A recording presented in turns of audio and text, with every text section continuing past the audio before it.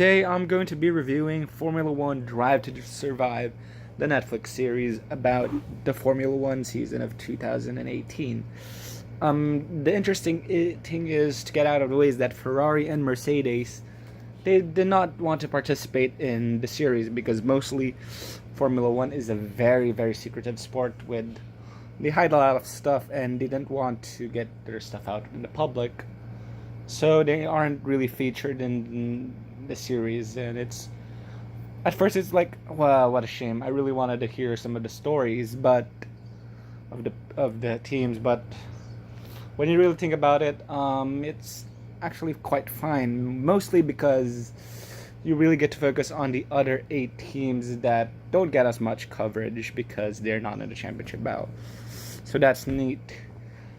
However, it doesn't focus on too much of the drivers.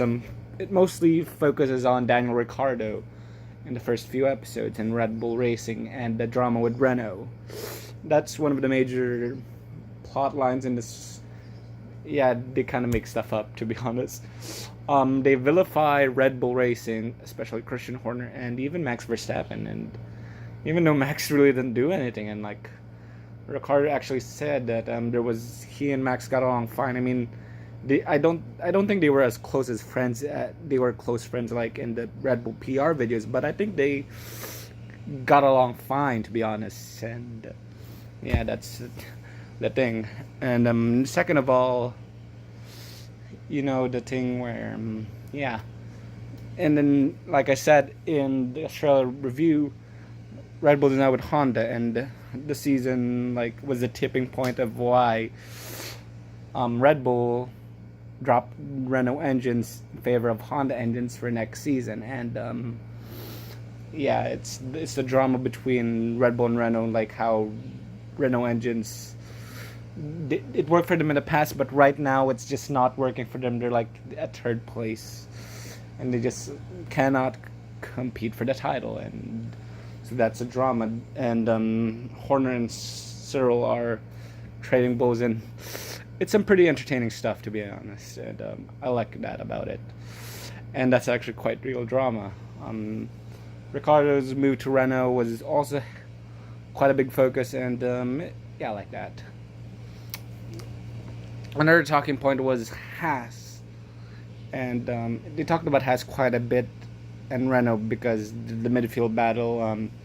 Renault not so much. They talked about Carlos Sainz and a bit, and they talked about Hulkenberg was just slightly touched on how he doesn't have any wins or even podiums, but not a lot about Hulkenberg and Renault.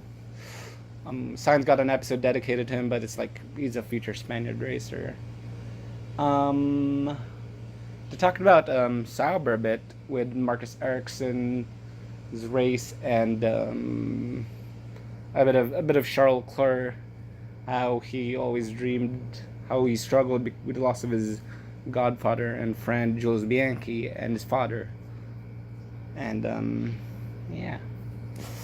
Another talking point was the Force India buyout, and they focused an episode on Esteban Ocon, on how for the Force India team is getting bankrupt and struggling financially, and how Lawrence Stroll, father of Lance Stroll, bought the team, and how either him and Perez are going to lose a seat. Eventually, it was Ocon who lost the seat, and they kind of vilified Perez and saying like how Perez is like they made him like a super villain like Max Verstappen.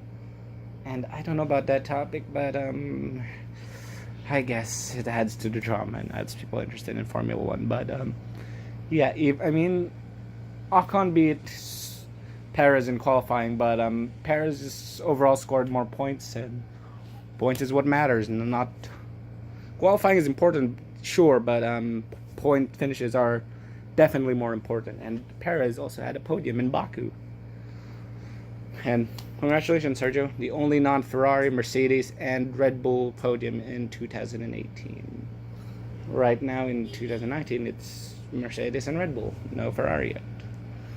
Talks a bit about McLaren, and actually not too much. It just talks about history, but they didn't really touch much about Alonso.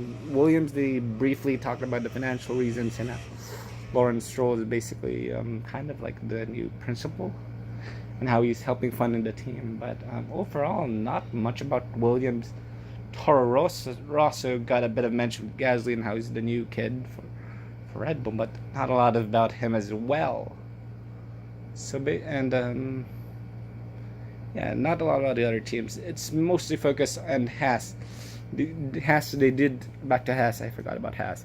They did talk about how the disaster in Australia, and they also had an episode dedicated how the wheel guns, they were in a good position, but the wheel guns, they didn't put them properly, and apparently it was new team members, and they didn't practice much. Also, Gunter Steiner. He's a lovely individual, and in the Roman Grosjean episode, he's kind of a highlight because they dedicated an entire episode on expectations of a driver and how basically you crashing in the car out is very risky, and how it can potentially lose your seat. And that's dedicated to an entire episode of Grosjean messing up and crashing, and it's kind of hilarious. Overall, the series, it was a bit over dramatic. It kind of put too much drama, it over dramatized stuff. Overall, it was a fun watch, like about 30 minutes per episode, so it's not very long, 10 episodes. So not too long of a documentary. I enjoyed it quite a bit. There were some talking points like I wish they talked about, from like how Kimi's first win. I wish they at least mentioned how it was Kimi's first wins, and I know it's not a season recap, but I kind of wish they talked about that. Overall, I like the series quite fine. It's a decent entry point for new people looking to get into F1, and yeah, I liked it quite a bit.